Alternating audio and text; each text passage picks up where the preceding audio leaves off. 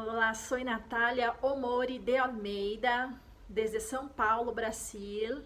Sou abogada, mediadora internacional, vice-presidente de APAMEC, Associação Paulista de Mediadores e Conciliadores. Fui também maestra secundária, primária em colégios. E quero agradecer a IIDH Venezuela e apoio de outras IIDHs, América.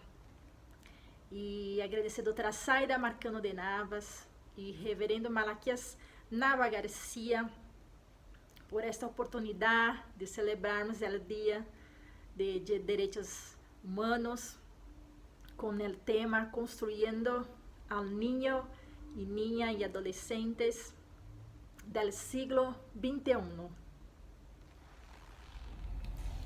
Hoy es Día de los Derechos Humanos, 10 de diciembre, y vamos a hablar sobre construyendo al niño, niña y adolescente del siglo XXI. Que seamos guardianes de la niñez y padres responsables. La Convención sobre los Derechos del Niño es el tratado más aceptado en la historia universal. También es el más completo de todos los instrumentos legales a favor de la promoción y protección de la niñez. Su aprobación por parte de la Asamblea General de las Naciones Unidas el 20 de noviembre de 1989 impactó leyes, programas y políticas alrededor del mundo, cambiando la vida de millones de niños, niñas y adolescentes. La Convención sobre los Derechos del Niño, compuesta por 54 artículos, tiene, además de un preámbulo, 3 partes. Todo ello se basa en 4 principios básicos: no discriminación, artículo 2, prioridad para el interés superior del niño, artículo 3, el derecho a la vida, la supervivencia y el desarrollo, artículo 6, y el respeto de las opiniones del niño, artículo 12. ¿Conoce el Estatuto de la Niñez y la Adolescencia?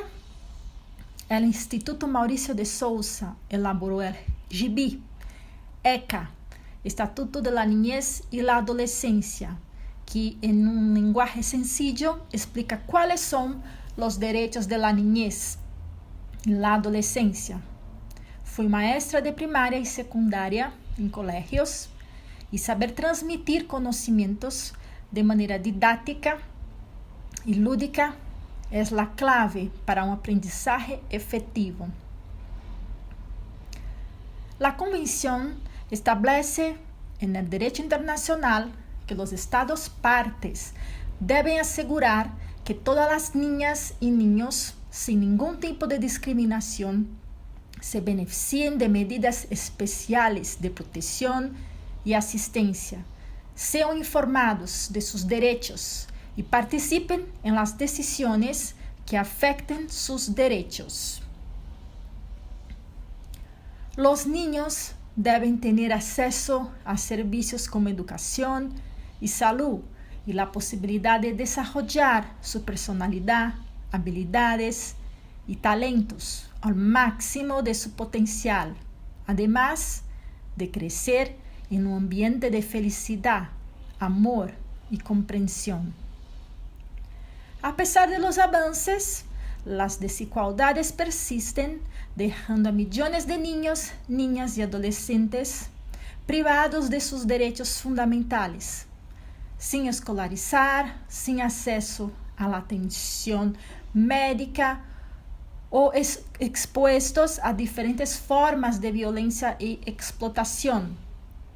A esto se suman nuevos desafíos, como la crisis climática y el aumento de enfermedades mentales y suicidios entre adolescentes y jóvenes. La Convención trajo nuevas ideas y conceptos, modificando todos los aspectos de la vida del niño.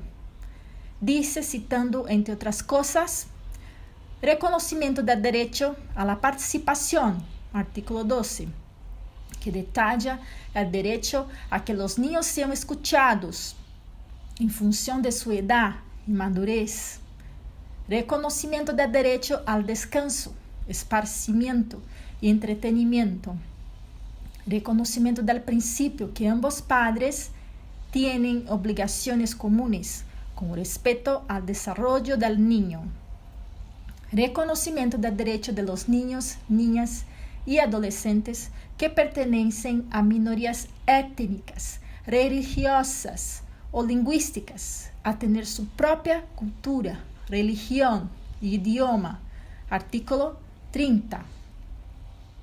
A pesar de los avances, todavía hay 262 millones de niños y adolescentes sin escolarizar.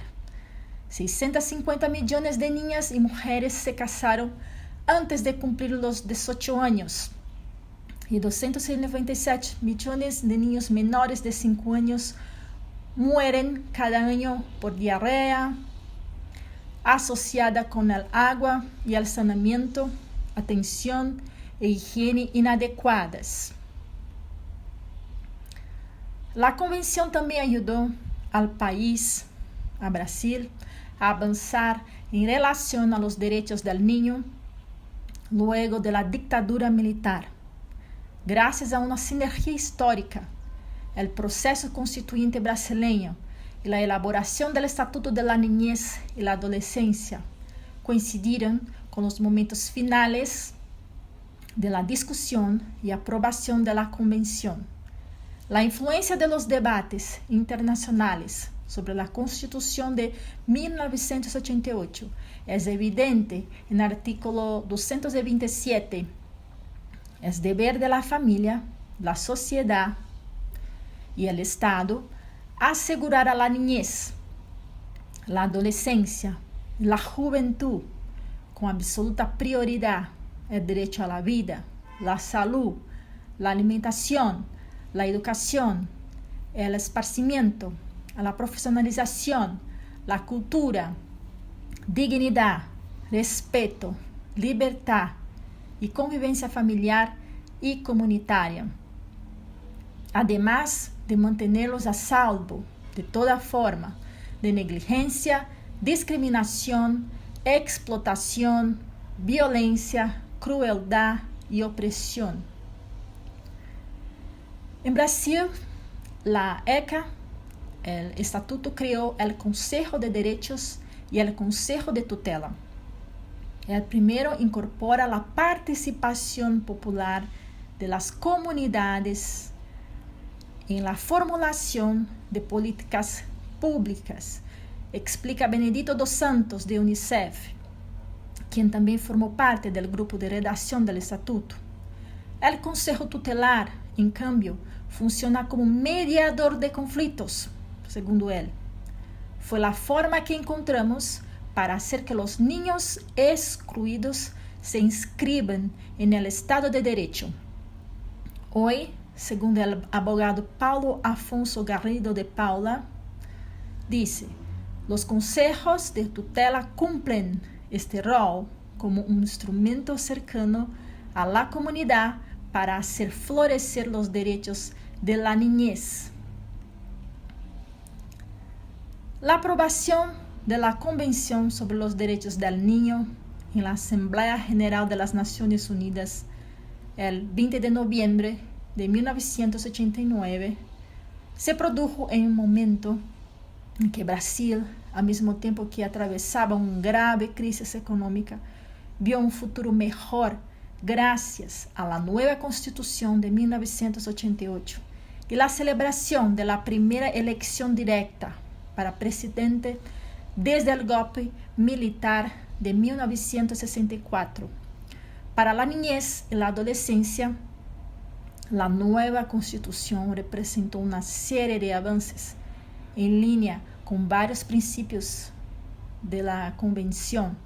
El reconocimiento del derecho de todos los ciudadanos a la salud y la educación, la creación de dispositivos de garantía específicos para la niñez y la adolescencia y el énfasis en la descentralización de las políticas públicas significó un nuevo hito para el desempeño de los gobiernos y las organizaciones de la sociedad civil. A lo largo de 1988 y 1989, la discusión sobre la nueva legislación brasileña sobre la niñez también se concretó en lo que se convertiría en el Estatuto de la Niñez y la Adolescencia, dado que el trabajo se llevó a cabo en grande parte en paralelo con la definición de la Convención. El esfuerzo de la sociedad civil brasileña, con el apoyo de UNICEF, fue incorporar los parámetros del texto internacional en la legislación nacional, lo que hizo la ECA, Estatuto da Criança e do Adolescente, y con éxito.